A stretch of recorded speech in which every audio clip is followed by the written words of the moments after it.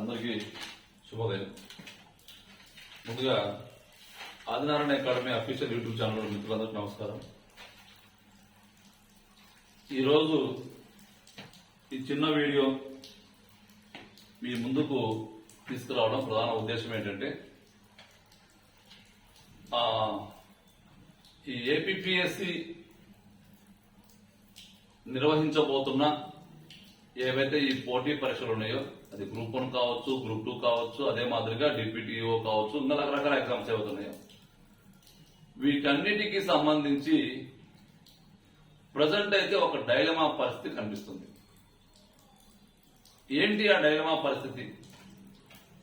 ఎందుకు చెప్పాల్సి వస్తుంది ఈ యొక్క వీడియోలో అంటే, ఆంధ్రప్రదేశ్ ప్రభుత్వము 2019 నుంచి 2024 వరకు ఏపీపీఎస్సీ మరి ఏవైతే ఎగ్జామ్స్ నిర్వహించిందో, ఏవైతే రిక్రూట్మెంట్ చేసుకుందో, ఆ ఎగ్జామ్స్ అన్నిటిపైన, ఆ రిక్రూట్మెంట్ అన్నిటిపైన ఒక కమిటీని ఏర్పాటు చేసింది. అప్పుడు ఆ 2019 నుంచి 2024 మధ్య కొన్ని సమస్యలు వచ్చినవి, సరే కొన్ని అవినీతి ఆరోపణలు వచ్చినవి. సో 2019 నుంచి 2024 వరకు జరిగిన అన్ని రకాల పరీక్షల పైన ఆ కమిటీ సమగ్రంగా పరిశీలించి ఒక నివేదిక ఇస్తుంది. ఆ కమిటీ ఇచ్చే నివేదిక ఆధారంగా అక్కడ ఏవైనా సమస్యలుంటే, ఆ ఏపీపీఎస్సీ నిర్వహించిన పరీక్షల్లో ఏవైనా సమస్యలుంటే మరి ఆ పరీక్షలని రద్దు చేయొచ్చు. తర్వాత అక్కడ అది అలా కావడానికి కారణమైన అధికారులపైన చర్యలు తీసుకోవచ్చు. సో మనం already Telangana public service commission చూసాం. తెలంగాణ పబ్లిక్ సర్వీస్ కమిషన్ ఈ సిడిపిఓ నోటిఫికేషన్ ఒకటి కంప్లీట్ చేసింది. సిడిపిఓ నోటిఫికేషన్ ఇచ్చిన తర్వాత ఎగ్జామ్ పెట్టింది. తర్వాత మెయిన్స్ ఎగ్జామ్ అయిపోయింది. తర్వాత మెయిన్స్ లో ఎవరు సెలెక్ట్ అయ్యారో కూడా చెప్పేసింది. ఇక సెలెక్ట్ అయిన తర్వాత ఆ నోటిఫికేషన్ కూడా రద్దు చేసేసింది.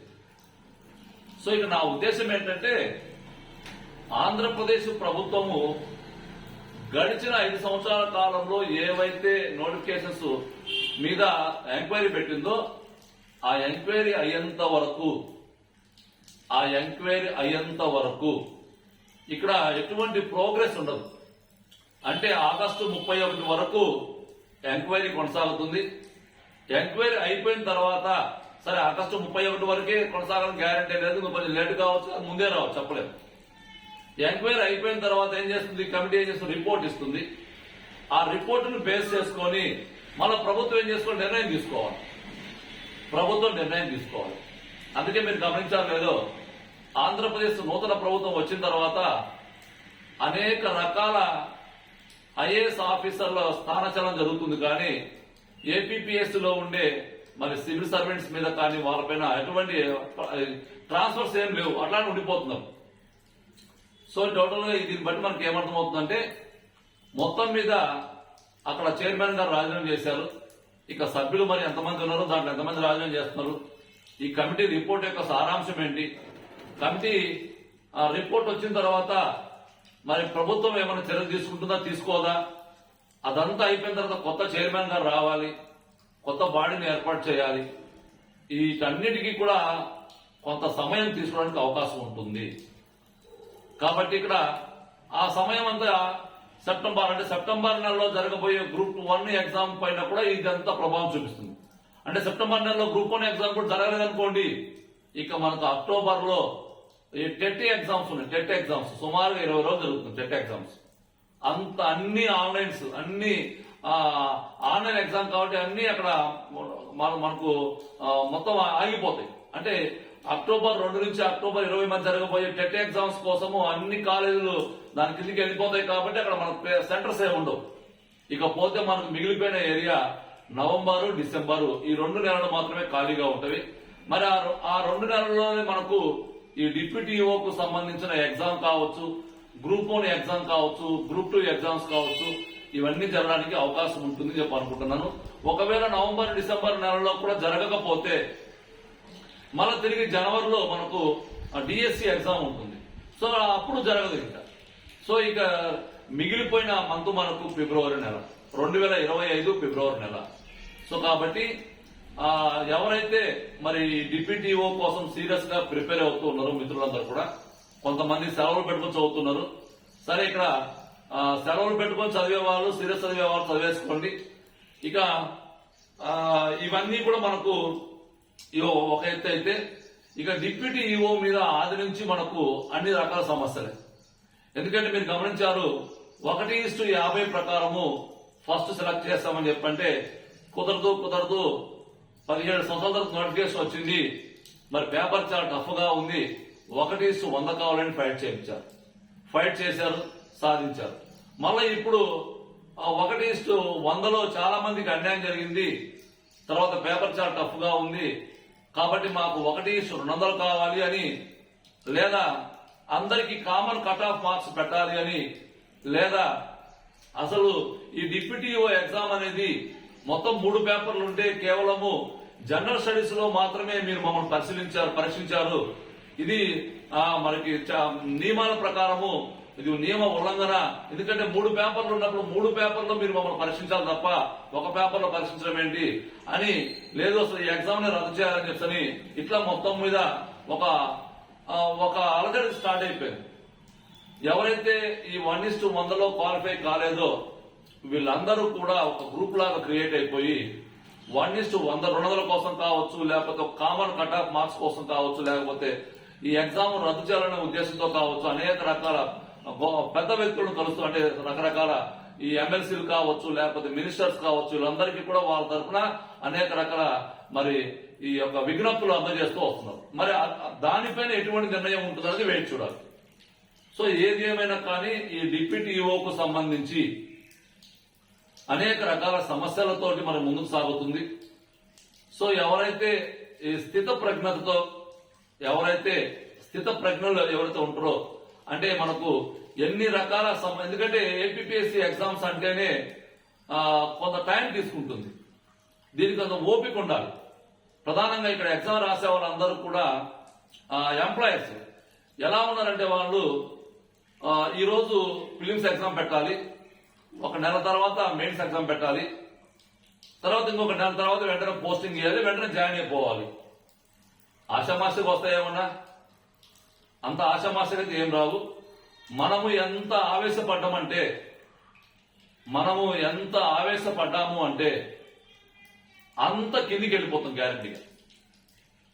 సో కాబట్టి పోటీ పరీక్షల్లో ఉండాల్సింది ఆవేశం కాదు, ఆలోచన ఉండాలి. పోటీ పరీక్షల్లో ఆవేశం అనేది ఉంటే మనం పోటీ పరీక్షలకు మన అర్హులం కాదు. అసలు చాలా మంది నేను గమనిస్తున్నాను, చాలా ఆవేశంతో ఉన్నారు మొత్తానికి. ఇక ఫిలిమ్స్ అయిపోయినంత వరకు ఒక రకంగా ఉన్నారు, అయిపోయిన తర్వాత ఇంకొక రకంగా వచ్చేసారు. ఒక రకంగా ఫిలిమ్స్ అయిపోక ముందు ఒక రకంగా ఉన్నారు, అయిపోయిన తర్వాత ఇంకో రకంగా ఉన్నారు. ఇక వెంటనే ఎగ్జామ్ పెట్టేయాలి, వెంటనే జాయిన్ అయిపోవాలి అంటే అంత ఆశామాశయం కాదు కదా ఎగ్జామ్ అంటే. సో కాబట్టి ఎవరైతే ఓపికతో ఉంటారో, ఎవరైతే స్థితప్రజ్ఞత కలిగి, సో ఇటువంటివన్నీ వస్తుంటాయి, రూమర్స్ అన్ని వస్తుంటవి. ఈ రూమర్స్ అన్ని వచ్చినా కానీ స్థితప్రజ్ఞతతో ఉండి మరి చదువుకుంటూ మనం ప్రారంభించినప్పుడు ఎలా ఉన్నామో చిట్ట చివరి స్థాయి వరకు కూడా అలానే ఉండే వ్యక్తులు ఎవరైతే ఉంటారో వారికి మాత్రమే విజయం వస్తుంది తప్ప అవకాశవాదులు ఎవరైతే ఉంటారో, అవకాశవాదులు అంటే ఈరోజు ఒక రకంగా రేపు ఒక రకంగా ఇట్లా ఆవేశపరులు అవకాశవాదులు. ఇక నేను వాళ్ళ గురించి ఇంకా ఎక్కువ చెప్పాలనుకోవట్లేదు. చాలా మంది నేను గమనించా ఈ మధ్య కాలంలో ఈ మౌనం, ఈ చాలా రోజుల గ్యాప్ తర్వాత మనం గమనించిన అంశాలు ఏంటంటే ఎవరు అవకాశవాదులు, ఎవరు ఆవేశపరులు, ఎవరు స్థితప్రజ్ఞులు, వీటన్నింటినీ పరిశీలించిన పిమ్మట మనకు ఈ 3957 మందిలో ఎక్కువ మంది అవకాశవాదులు మరియు ఆవేశపరులు కనిపించారు.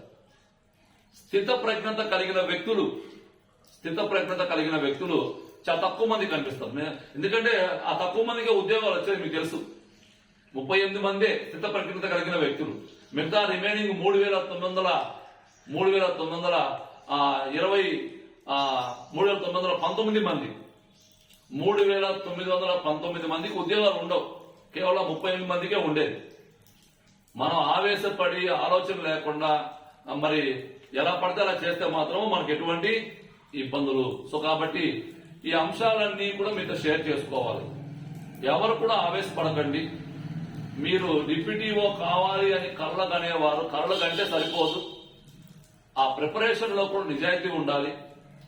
నిజాయితీ లేకుండా ప్రిపరేషన్ కొనసాగిస్తే నువ్వు ఎంత ప్రిపరేషన్ చేసినా కానీ దానివల్ల ఎటువంటి 0% కూడా నీకు ప్రయోజనం ఉండదు. ఇక ఫైనల్ గా ఒక మాట ఏంటంటే, ఈ డిప్యూటీఓకు సంబంధించి మొట్టమొదటిసారిగా ఆంధ్రప్రదేశ్ లో ఒక ప్లాట్ఫామ్ ఏర్పాటు చేసిన ఆదరణ అకాడమీ. చాలా మంది ఏర్పాటు చేసినప్పటి నుంచి ఆ ప్లాట్ఫామ్ కింద ఉంటూ, ఆదినారాయణ అకాడమీ అనే ప్లాట్ఫామ్ కింద ఉంటూ మరి అనేక రకాల సూచనలు, సలహాలు, అంటే ఎలా చదవాలి, ఎందుకంటే అసలు వీళ్ళకు పోటీ అంటే కూడా ఏం తెలియదు. అసలు ఏపీపీఎస్సీ ఎగ్జామ్స్ ఉంటాయంటే ఎలా ఉంటాయో కూడా తెలియదు. అటువంటి జీరో నాలెడ్జ్ వ్యక్తులందరినీ కూడా జీరో నాలెడ్జ్, ఏపీపీఎస్సీ ఎగ్జామ్స్ లో జీరో నాలెడ్జ్ నుంచి ఈరోజు మొదటి దశ ఈ ప్లాట్ఫామ్ కింద మొదటి దశ వారిని మొదటి దశను దాటించి రెండో దశలోకి అడుగు పెట్టించింది సగర్వంగా ఆదినారాయణ అకాడమీ. వాళ్ళు ఒప్పుకున్నా ఒప్పుకోకపోయినా కానీ ఇది మాత్రం సత్యం. మీరందరికీ తెలుసు, డివైఓకు సంబంధించి ఏర్పాటు చేసిన తొలి ప్లాట్ఫామ్ ఆదినారాయణ అకాడమీ అని సర్వంగా చెప్తున్నాను నేను. అయితే ఈ ప్లాట్ఫామ్ చాలా మందికి అనేక రకాల అంశాలు నేర్పించింది. చాలా మందిని ఫిలిమ్స్ లో క్వాలిఫై చేసింది. ఇది పోటీ పరీక్షలు అందరికీ అన్ని రకాల సలహాలు, సూచనలు ఇస్తాం. అన్ని రకాల క్లాసులు, సబ్జెక్టు, టెస్ట్ పెట్టేస్తాం. ఉపయోగించుకున్న వాళ్ళు సరైన సమయంలో సరైన విధానంలో ఉపయోగించుకున్న వాళ్ళు ముందుకెళ్లిపోతారు.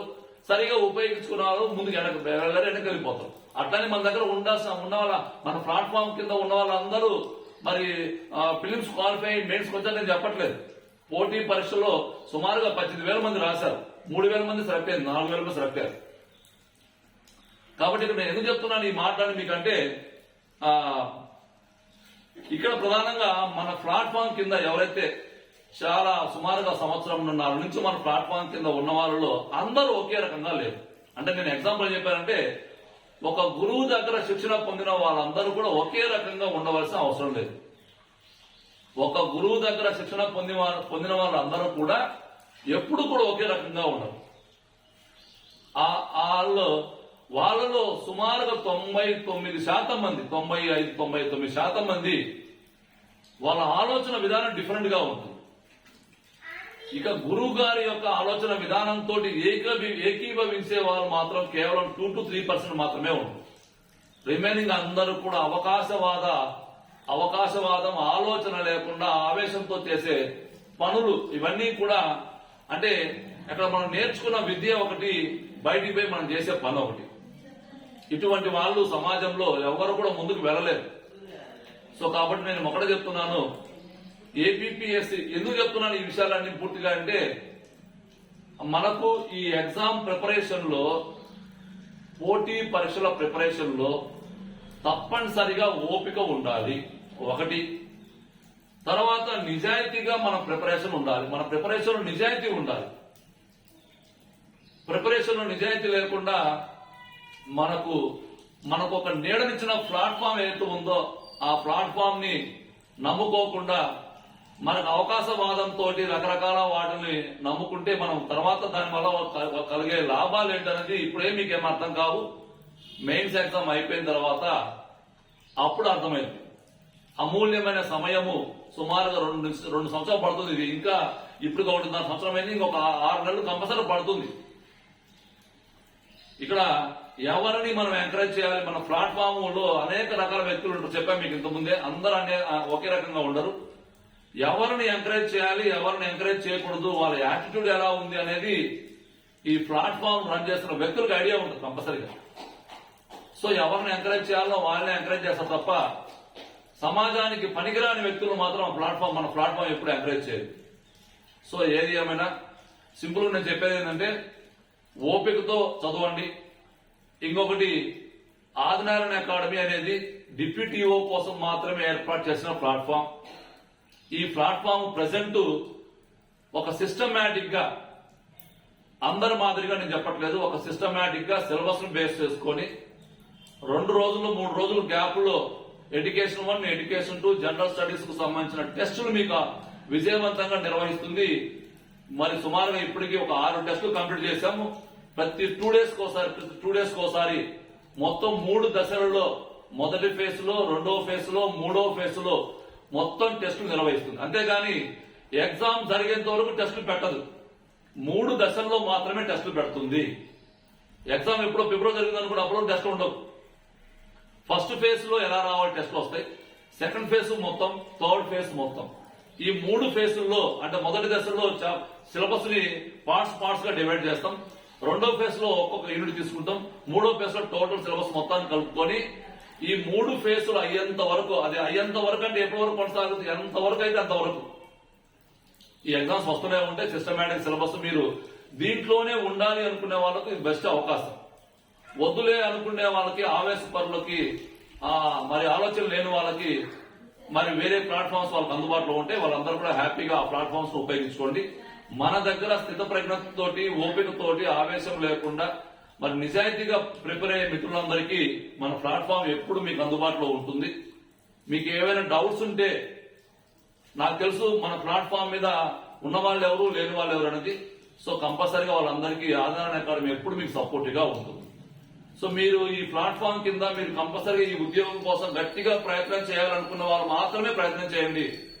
ఇక వేరే ప్రయత్నాలు చేసే వాళ్ళకు మాత్రము మన ప్లాట్ఫామ్ లో ఎటువంటి ప్లేసెస్ ఉండదు. ఇక ఎవరైనా కానీ సీరియస్ గా దీనికోసం చదవాలి అనుకునే వాళ్ళు తప్పనిసరిగా సిస్టమేటిక్ గా టెస్టులు ఒక ఆర్డర్ ప్రకారం పెడుతున్న ఒకే ఒక ప్లాట్ఫామ్ ఇది. దాన్ని ఉపయోగించుకోవాలని ప్రయత్నం చేయండి. సో ఇక్కడ ఎగ్జామ్ ఎందుకు లేట్ అవుతుంది, ఎగ్జామ్ ఎప్పుడు జరుగుతుంది, అదే మాదిరిగా ఇక కొంతమంది వేరే దానికోసం చేసే ప్రయత్నాలు ఏంటేంటి, ఇవన్నీ కూడా మీకు కూలంకుషంగా చెప్పడం జరిగింది. వీటన్నింటినీ కూడా మీరు క్లియర్ గా తీసుకొని మీ ప్రిపరేషన్ కొనసాగించండి. ఓకేనా? Thank you.